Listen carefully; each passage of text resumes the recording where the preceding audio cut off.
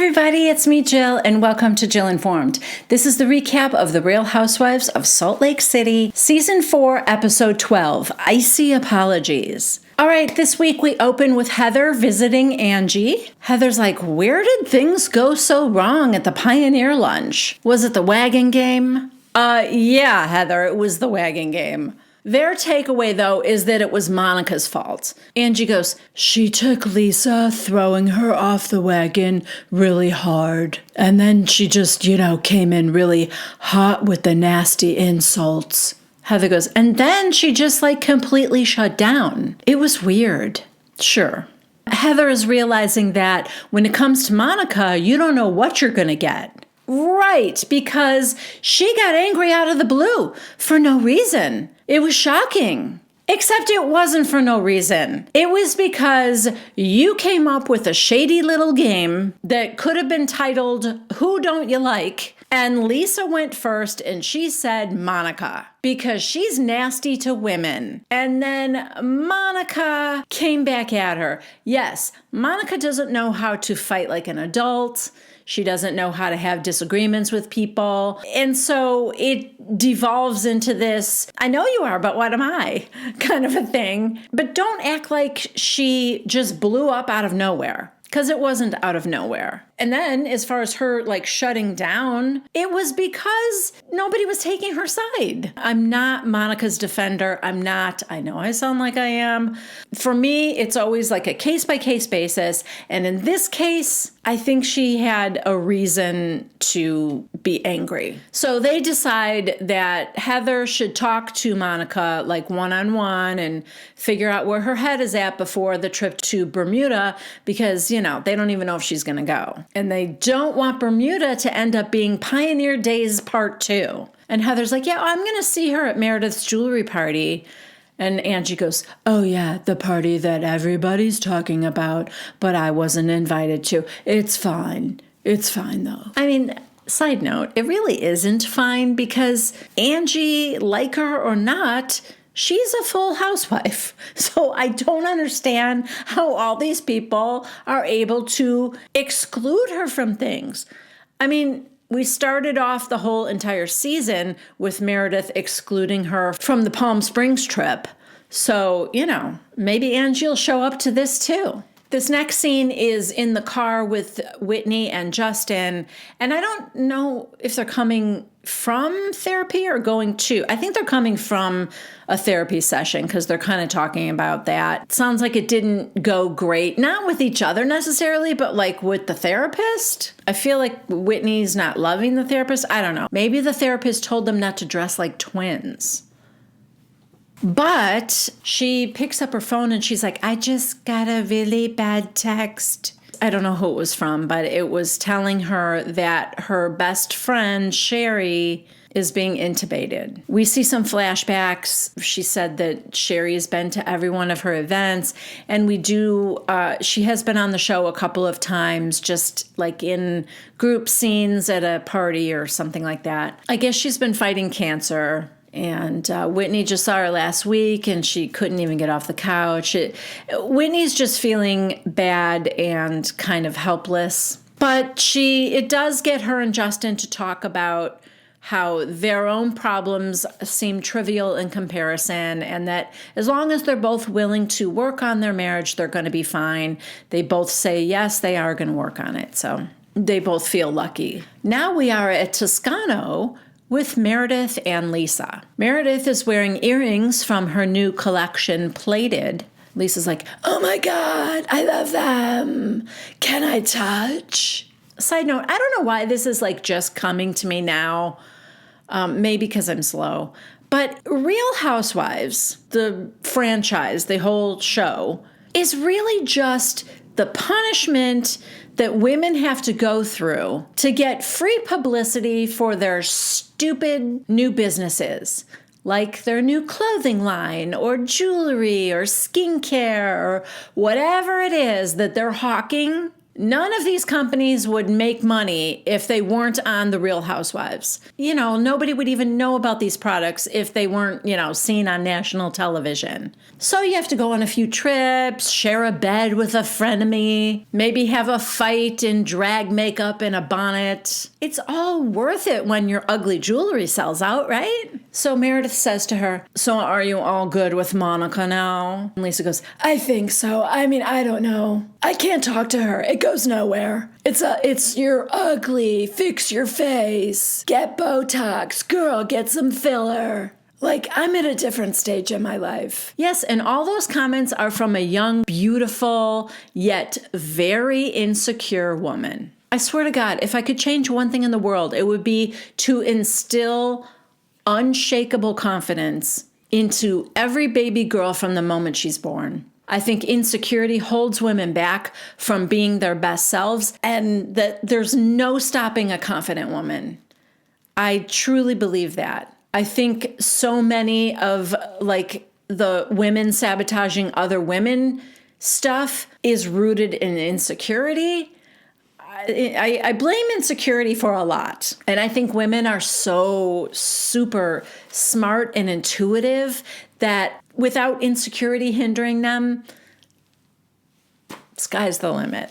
So Meredith says, I wasn't going to say anything and we're good. Everything's fine with you and I, but I just have to ask you this. Did you tell Angie that I threatened her?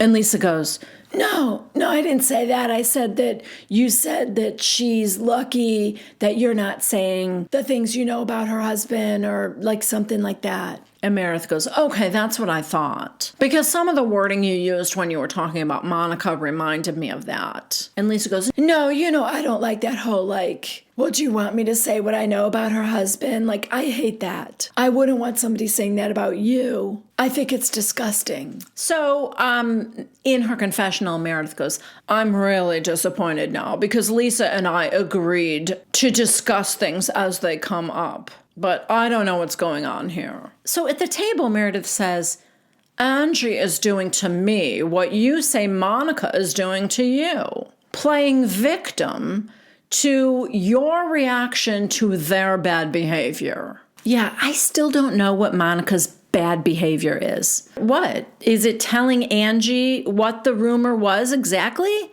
Because Whitney told her to do it. In fact, Whitney framed it as we should tell her as her friend.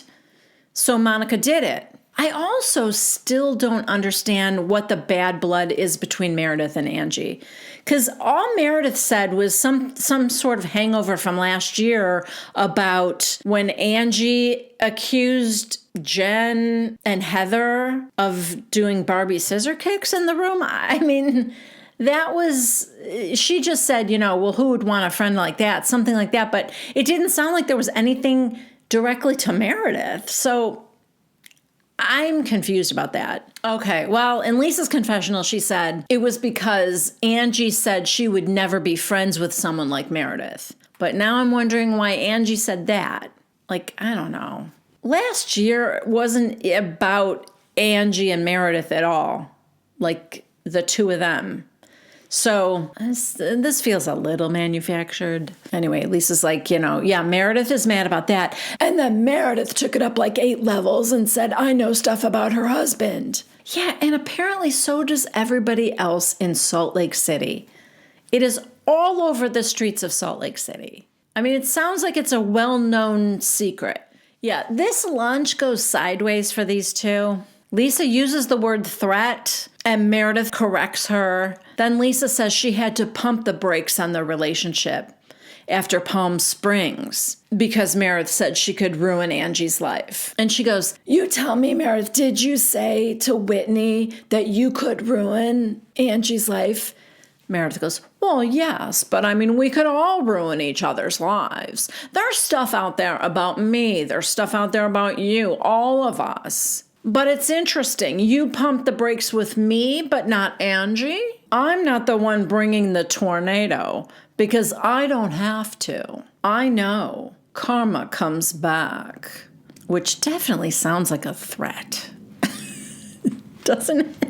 Okay, now we are at Mary Cosby's house, and she is being visited by Monica. Side note, I noticed this before when Heather visited Mary, but is her front door, you know that door that's like 18 feet tall, does it stick? Because Mary has the hardest time opening that front door. And it isn't just like because it's so heavy, it's like,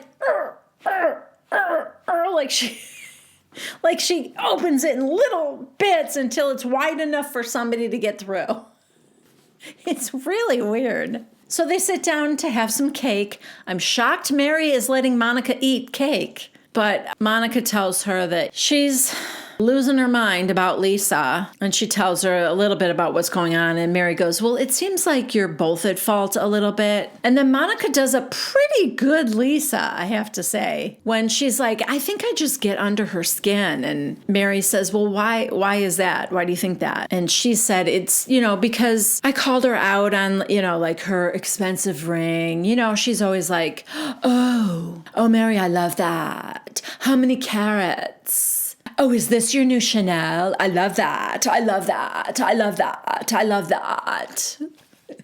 Mary, tells her not to be a grudge holder. Although in her confessional, Monica said, I think Mary gives good advice, but I don't think she really takes her own advice, but okay. And then next we get a little scene where Angie is calling Whitney on the phone. Whitney's driving her car, and Angie gives her condolences because her friend Sherry passed away. Yeah. She asks her if she's going to go to Meredith's jewelry event. And she said, yeah, I think I'm going to still go because Sherry would have gone. It was just a week before she died that she went to Whitney's Prism event. Yeah, it's sad. She's crying. And then, wow, we take a real left turn here with the next scene. We are heading into a store with John, Lisa, and Jack called Modern Missionary Menswear. You learn something new every day. I did not realize there was an entire store for missionaries' outfits, missionary clothes. I guess he has a list. He read it off. Like he needs 12 white shirts and 7 ties and, 8 pairs of slacks. So, yeah, the guy's like, you do have to wear slacks. But what we have now are these new comfy slacks that are like Lululemon pants. They've got a lot of stretch in them, but they're still slacks. Lisa keeps trying to pick out these jackets. She's like, oh, like this teal one, they can wear that. And he goes, well, no, that's more like for a prom. So it's missionary menswear and prom clothes, I guess. Anyway, Lisa's having a whole conversation with the guy in the store. I do like the brown slacks because I think he could kind of, pull off sort of a jungle chic look. Okay. Who doesn't want to look jungle chic while they're being held at gunpoint? In her confessional, Lisa said, this mission is so personal for Jack, and he's going for all the right reasons. Is he? Because he literally just said, I need to get away from you, Mom, because you're a lot. Yeah. You know how you know when you're a lot? When your son would prefer to be robbed at gunpoint once a week. Believe it or not, that whole scene ends up kind of sweet with her crying that he's leaving and him saying, you know what, I'm going to be going to a poorer country where when I come back, I will have a better appreciation for everything that I have here. And it was almost an okay thing for Jack to say. In this next scene, Heather and Monica are meeting for a drink. Heather's like, so did you decide about the trip? And Monica said, I am not going to Bermuda. And Heather goes, okay. And then Monica goes, I'm just kidding. Boy, you took that pretty well. And Heather's like, oh, I didn't know. Says, yes, she will go. But that Pioneer lunch was very difficult for me. She does say to Heather, I owe you the biggest apology, though, because I am so honored to be hosting this trip with you. And I completely let you down. Heather accepts that, but she does note that Monica has a dark side that she needs to watch out for. Okay, now everyone is arriving at Meredith's jewelry event. She has fine jewelry, but she also has this new collection called Plated, as in, is that gold? No, it's gold plated. That is a more affordable line, with pieces ranging from $50 to $500. When Whitney walks in, she tells Meredith right away about Sherry's passing, and she said, I don't want to ruin your event, but I wanted to come and support you. I'm kind of surprised at how I feel about this. Ordinarily, I would say, want to or not, you are ruining her event. I know that sounds harsh, but it's going to make everybody sad. And she's excited about her new jewelry collection. She wants everyone to be hyped up and excited as well. Good vibes only. And I think you are, and it's not your fault, but you're mourning your best friend. And that's going to bring people down. I also know that everybody would have understood. Meredith would have understood if you didn't go. But for some reason, maybe because of how she put it, like Sherry would have gone, and knowing that just a week before she died, she showed up for Whitney. I don't know, something about that. And then Whitney showing up, I'm not mad at it. And also because Meredith seems to be quite touched that she came. Like, she seems genuinely grateful. So, everyone is kind of like, hugging her and stuff. And it's not terrible. But at one point, Heather comes up to, give her condolences. And then Lisa comes up, and all Lisa has is like a gift for Heather for whatever reason. And maybe it's a running joke. It's something that had THC in it or something. If it's a running joke, it's not a joke we're in on. But so she had that for her, and they're laughing, and she never even said, I'm so sorry to Whitney. Whitney tells us in her confessional, Lisa is the first person I told that Sherry had passed. So she's hurt. But anyway, people are kind of milling around, and then Meredith gets on stage to give a little speech, welcoming everyone and thanking them for coming, talking a little bit about the collection. None of it would be possible without the loving support of Seth. Seth? Seth Marks? Okay. She's like, Seth has always supported me and never once putting on the brakes. Okay. I get it now. This is for Lisa's benefit. I mean, truly, nobody really thought you were praising Seth like that. Not even Seth. He's like, who? He looks behind him like she's got to be talking about somebody else. So Lisa and Monica find themselves alone with each other. And Monica apologizes to Lisa very sincerely. Lisa was even like, wow, you give great apologies. And I think they're good with each other because Lisa even confirmed it. So we're okay, right? And Monica goes, yeah, I think so. And Lisa goes, okay, because I always have to check. So that got accomplished. And now Monica gathers everybody around because she has gifts for the ladies. She's got a bottle of rum, Bermuda rum for everybody. And in these boxes, she has Portuguese pastries for everyone. Malasadas, I think they're called. And she said, I want to apologize to everyone. And I want you to know that I am excited about the trip to Bermuda. I have family there. My grandmother was born there. And, it's all good. It's all good. Heather's pleased that Monica seems to have made amends with everyone, and we are on track for a great trip. What could go wrong? Now Whitney, who didn't want to ruin the party at all, has cornered Brooks, Meredith's son, and she's telling him, I never actually lost a best friend. And Brooks is like, oh, I'm so sorry, and he hugs her. Meanwhile, you can hear Monica, excuse me, no, these are actually not for free. And the cameras pan over.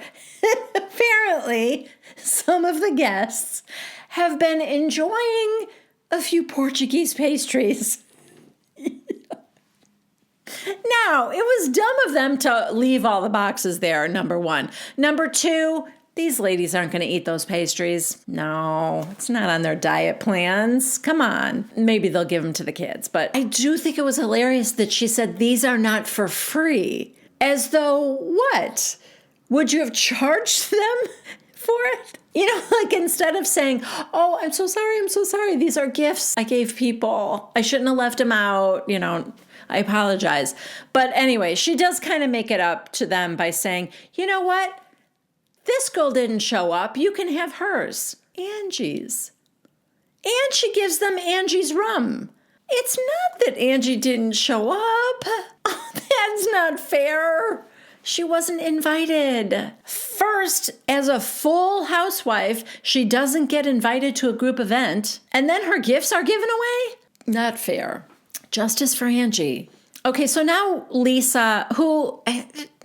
I didn't mention this before, but she had said something, I don't know if it was to Monica, about Whitney, and she's like, I don't know what to say to her, like, I don't want to upset her. Clearly, and this is not just a Lisa thing, this happens with a lot of people. It's difficult to know what to say when someone is grieving. And so I think not that she really meant to ignore her, but it was like, she's so uncomfortable inside. I just think Lisa was so uncomfortable that she didn't know how to approach her.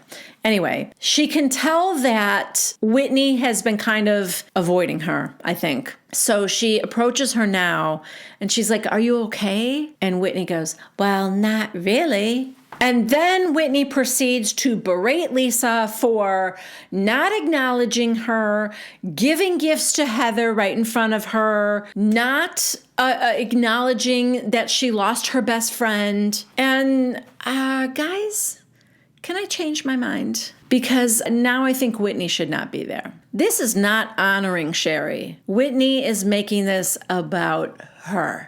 Demanding condolences for her loss? I mean, come on. It's weird. I don't know, Sherry, but I don't think that's what she would want. Show up at a party even though I just died and then make everybody feel guilty because they aren't coming to you and consoling you. Whitney's going on about this gift that she gave Heather when I'm your good friend. And Lisa's telling her, there are flowers that are on their way to your house. I didn't know what else to say to you. I said I was sorry. I'm not perfect, but I'm not a bad person. And Whitney goes, I don't care about flowers. I want you. And then she turns around and walks out. Lisa goes after her. Heather and Monica are talking, and Heather's like, what just happened? And Monica goes, Whitney and Lisa just stormed out. Heather, they stormed out? Why? Monica, I don't know. I don't care. I'm just glad it's not me. Okay. Nice. So out in this other room, Whitney said, everything is always about you, Lisa, which is really ironic because Whitney's making it all about her. Lisa goes, no, it's not. And I am sorry for your loss. Whitney goes, I am always there for you. And one time I needed you to be there for me. She leaves. Lisa goes in the other direction. And then a producer goes up to Lisa and said, Lisa, we need to check your mic. While Lisa's like muttering, F this. And then they're with the wires and she's like, no, you guys need to stop right now. You know what you want to see about putting people first? Why don't you keep your mouth shut? She's mumbling. I don't think she's talking to the producer. I think she's like mumbling like this is her saying this to Whitney. I mean, Whitney's not there, but... And then this poor woman who's trying to put the mic back on her, Lisa yells, no, you're not putting that back on. Then Lisa goes in, she gets John. He's like, what happened? What happened? She's so mad. They're leaving abruptly. Whitney actually comes back in. That was interesting. In any case, that is the end of this episode. Yeah. And next week is Bermuda. So I feel like we're probably nearing the end. We probably only have a few more episodes for this season. But anyway, I will be here to recap them. If you liked this recap, please give it a thumbs up. If you haven't subscribed to my channel yet, please consider doing so. And if you click on the bell icon, you'll be notified every time I post something new. The holidays are coming, and if you happen to be an Amazon shopper, if you go through one of the links I have to Amazon in the description box below this video, and do your Christmas shopping from there, I will get a small percentage of any qualifying purchases that you make. So thank you in advance for that. And I love you guys, and I will see you next week. Bye.